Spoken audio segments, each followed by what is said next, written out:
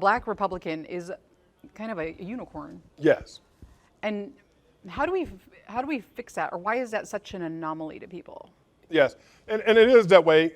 Keep in mind, you see the black Republican as a unicorn publicly. There are many more blacks that are part of the Republican Party, but they're afraid of the backlash. They're afraid of the labeling, being called an Uncle Tom, being called a sellout, being called all these different derogatory names. And so for many of them, they're afraid to publicly pronounce that I am a part of the Republican Party.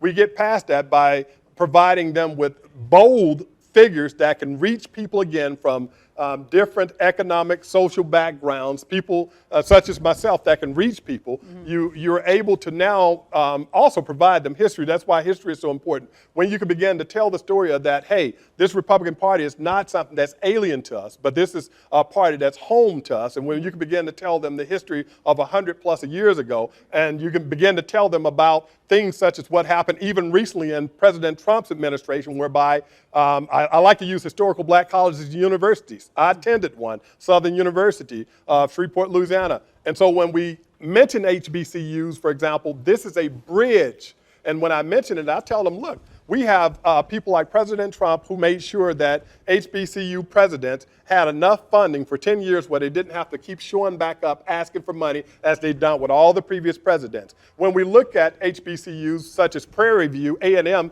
we had a person by the name of Matthew Gaines in the 1800s who was a slave from Pineville, Louisiana, who eventually became a Texas state senator, who was the one that was in charge of pushing forward the Morrill Act, or the Land Grant Act, which established money for Texas A&M and Prairie View A&M HBCU. So when I get to telling people about this history, now people look and say, okay, I have a reason to be proud to say that I'm a Republican. And so from my perspective as a black Republican, I tell people, look, we have to be able to bridge the gap. If we can't find things that we can connect to this community, if we can't let the community of black people and minorities know, I hear your voice, I hear your cry, I hear your complaint, I hear your issue, and not only do I hear it, but I want to address it, and this is how.